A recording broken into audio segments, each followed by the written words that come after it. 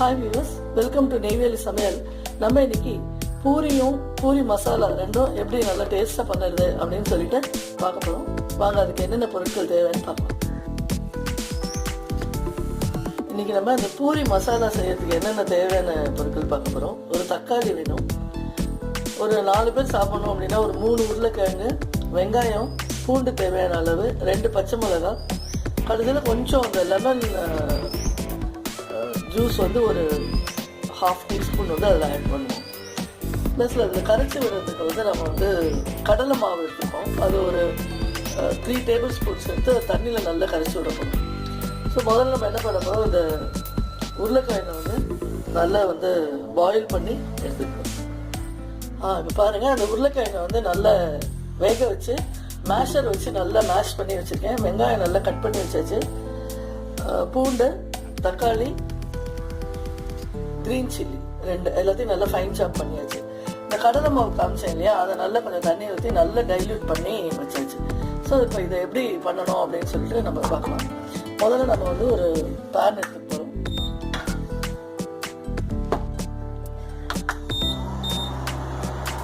Pan நல்லா heat ஆகணும். கொஞ்சம் தாளிக்கிற வரைக்கும் நம்ம வந்து அதை கொஞ்சம் லோ ஃப்ளேமில் வச்சுக்கணும்.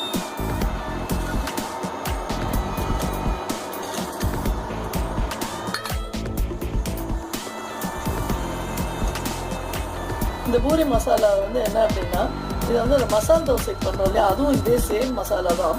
இந்த பூரிக்கு தொட்டுக்கும் போது நல்லா கொஞ்சம் கலராக இருந்ததுன்னா அது பூரி மசாலாவுக்கு யூஸ் பண்ணிப்போம். அதே கொஞ்சம் நல்ல கிரேவி கெட்டியாக பண்ணிட்டோம் அப்படின்னா அதை வந்து மசாலா தோசைக்கும் இதை வந்து உபயோகப்படுத்தலாம் உள்ளே வச்சு. ஸோ 2 in 1 இது. ஸோ இப்போ அது நல்லா பேன் சூடாகுது ஓரளவுக்கு.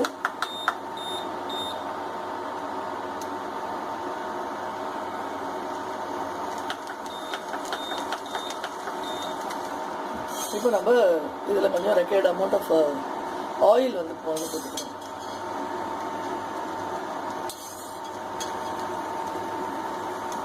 ஒரு 3 ஸ்பூன் ஆயில் நான் இதில் போட்டிருக்கேன்.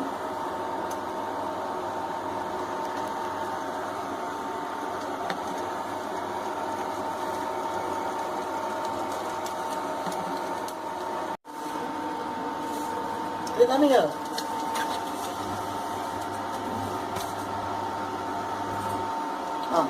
கடுகு இதில் போட்டிருக்கேன்.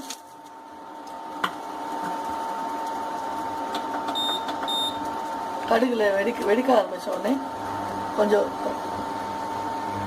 பெருங்காயம் கொஞ்சம் ஸ்ப்ரிங்கிள் பண்ணுறோம்.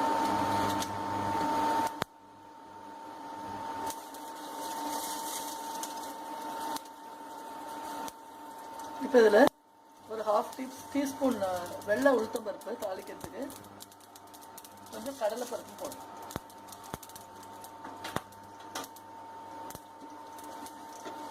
போட்டு நல்லா லைட் ப்ரௌன் ஆகிற வரைக்கும் வதக்கணும்.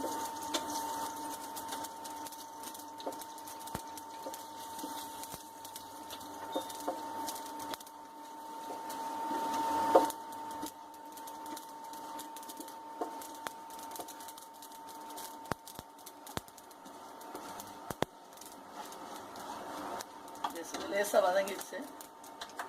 இப்போ லோ ஃப்ளேமில் வச்சுட்டு இந்த ஆனியனும் கார்லிக் அண்டு க்ரீன் சில்லி இதெல்லாம் போட்டு நல்லா திருப்பியும் இந்த ஆனியன் நல்லா டிரான்ஸ்பரண்ட் ஆகிற வரைக்கும் வதக்க போகிறோம். இப்போ ஆயில் நீடட் கொஞ்சமாக ஆட் பண்ணிக்கலாம், இல்லைன்னா ரொம்ப தேவையில்லை.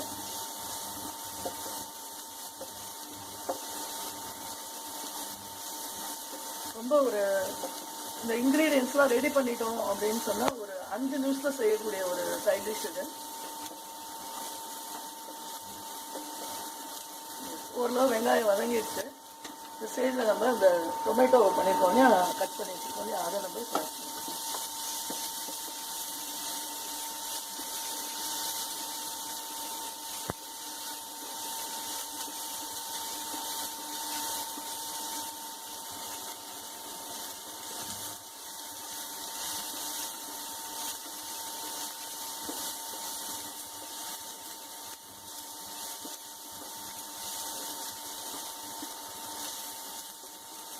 இப்போதான் நம்ம நல்லா ஹை ஃப்ளேம்லேயே வச்சுக்கலாம்.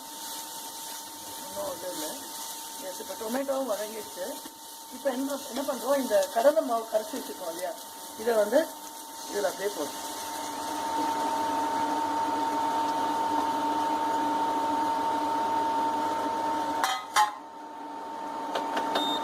இது டக்குன்னு அப்படியே கெட்டியாயிடும். அதனால் இப்போ திருப்பி லோ ஃப்ளேம் கொண்டு வந்துக்கணும். அதை இப்போ இதில் தேவையான அளவு சால்ட் வந்து ஆட் பண்ண போகிறோம். சின்னதாக ஒரு 2 ஸ்பூன் போடுறேன், அப்புறம் வேணும்னா நம்ம ஆட் பண்ணலாம்.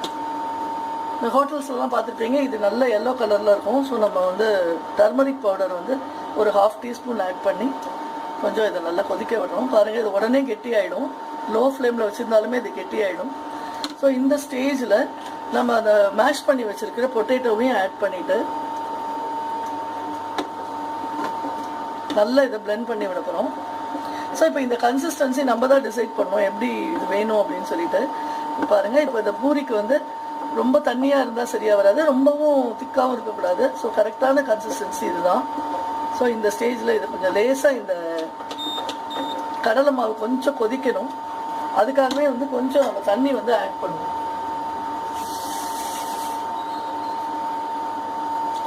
இந்த தண்ணி ஆட் பண்ணிவிட்டு அது கொஞ்சம் கெட்டியாகிற வரைக்கும் வெயிட் பண்ணணும்.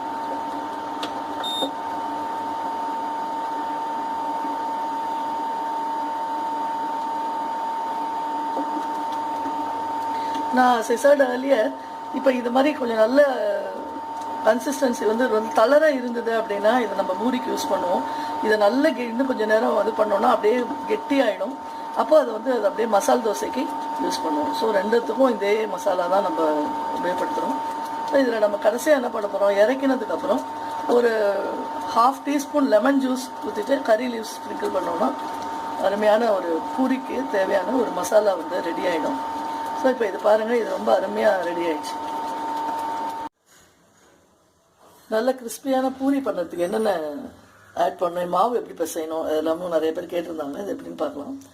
கோதுமை மாவு எடுத்து வச்சுருக்கேன். இது நம்ம கொஞ்சம் மேஜர் போர்ஷனாக அதை எடுத்துகிட்டு போகிறோம். ஃபார் எக்ஸாம்பிள் இந்த மெஷர்மெண்ட் இந்த கரண்டி எடுத்துருக்கோம் அப்படின்னா இதில் வந்து ஒரு 2 கரண்டி வந்து நம்ம கோதுமை மாவு எடுத்துகிட்டு போகிறோம். இது வந்து ஒரு 4 பேர் ஈஸியாக சாப்பிட்லாம். மைதா ஒரு கரண்டி எடுத்துகிட்டு போகிறோம், ரவா ஒரு கரண்டி, மைதா ஒரு கரண்டி எடுத்துகிட்டு போகிறோம். அதுக்கப்புறம் அந்த கார்ன்ஃப்ளவர் வந்து எடுத்து வச்சுருக்கேன். ஸோ இந்த கார்ன்ஃப்ளவரும் வந்து ஒரு கரண்டி யூஸ் பண்ண போகிறோம். இதெல்லாம் போட்டு எப்படி அதை பிசைய போகிறோம் அப்படிங்கிறத கொஞ்சம் பாருங்கள்.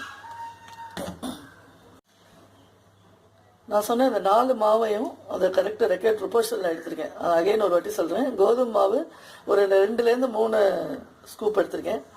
மைதா, ரவா அண்டு கார்ன்ஃப்ளவர் எல்லாம் ஒரு ஸ்கூப் எடுத்திருக்கேன். இப்போ இதில் என்ன பண்ணோம் அப்படின்னா ஒரு 1/2 டீஸ்பூன் சுகர் ஆட் பண்ண போகிறோம். அந்த கிறிஸ்மஸ் மெயின்டைன் ஆகும். அப்புறம் ரெக்கட் சால்ட் போட்டு கொஞ்சம் கொஞ்சமாக தண்ணி ஊற்றி கொஞ்சம் கெட்டியான கன்சிஸ்டன்சியில் இதை நம்ம பிசைஞ்சு வைக்க போகிறோம். இந்த மாவு வந்து ரொம்ப ஊறக்கூடாது. ஸோ இது ஓரளவு பிசைஞ்ச உடனே நல்ல எண்ணெய் நல்ல காய வச்சு பொரிச்சு எடுத்துடணும். இந்த பூரி மாவு வந்து இந்த கன்சிஸ்டன்சிக்கு நல்ல பிசைஞ்சு வச்சுக்கணும். அதாவது கொஞ்சம் கெட்டியாக இருக்கணும். சப்பாத்தி மாவை விட இது கொஞ்சம் கெட்டியாக இருக்கணும். இப்போ இதை வந்து சின்ன சின்ன பால்ஸாக 2 பால்ஸ் எடுத்து வச்சுருக்கோம். துவச்சிக்கிறதுக்கு கொஞ்சோண்டு மாவு எடுத்துருக்கோம். இந்த மாவில் ரொம்பலாம் இது பண்ணக்கூடாது, டஸ்ட் பண்ணக்கூடாது. பிகாஸ் அந்த ஆயில் வந்து வீணாயிடும். ஸோ இதை வந்து எப்படி இடணும்னு பார்க்குறேன். இப்போ ஒரு நல்ல ஒரு பேன் எடுத்துருக்கோம். பேன் எடுத்து ஆயில் வச்சுருக்கோம்.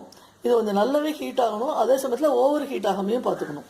ஸோ இதை எப்படி தெரியணும் அப்படின்னு சொன்னால் ஒரு சின்னதாக ஒரு இதை எடுத்து போட்டு பார்த்தீங்க அப்படின்னா நல்லா பவுன்ஸ் ஆகி அந்த மாவு வந்து மேலே வரும். பாருங்கள். எஸ். ஸோ இப்போ அது நல்லா வர ஆரம்பிச்சிட்டு இப்போ நம்ம பூரி செய்ய ஆரம்பித்தோம் அப்படின்னா அது வந்து கரெக்டான ஒரு டைமிங்காக இருக்கும். ஸோ இப்போ இதை எப்படி இடுறது அப்படின்ட்டு பார்ப்போம். ஸோ இந்த பூரி மாவு வந்து லேசாக வந்து மாவில் வந்து டஸ்ட் பண்ணால் போகிறோம். ரொம்ப பண்ணாதீங்க. லேசாக பண்ணிவிட்டு சப்பாத்தி மாதிரி ரொம்ப மெல்லிசாகவும் இதை வந்து திரைக்கக்கூடாது, ரொம்ப தடியாகவும் இருக்கக்கூடாது. ஒரு கரெக்டான பதத்தில் இதை வந்து சரி பண்ணிக்க போகிறோம்.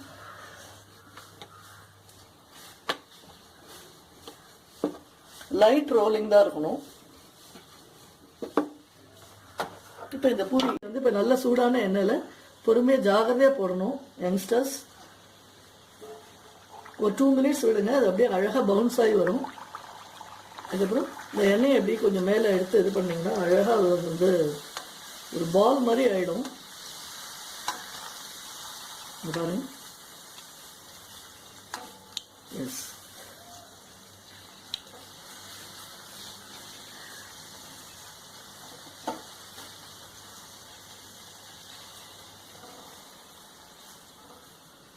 இது நல்ல ஓசை அடங்குற வரைக்கும் இதை வந்து வச்சுருந்துக்கணும்.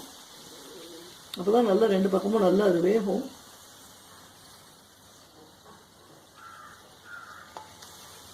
அதுக்கப்புறம் இதை நல்ல எண்ணெயை வடிகட்டிட்டு இதை எடுத்து ஒரு ஸ்ட்ரெயினரில் போட்டுருணும். இது மாதிரி அந்த பொறுமையாக அதை போட்டு பொரிச்சு எடுத்தோன்னா சுவையான பூரி மசாலா தயார். ஒரு ஈவினிங் டிஃபனுக்கோ இல்லை மார்னிங் பிரேக்ஃபாஸ்ட்டுக்கோ ஒரு நல்ல ஒரு ஹெல்த்தியான இது ஃபுட்டு.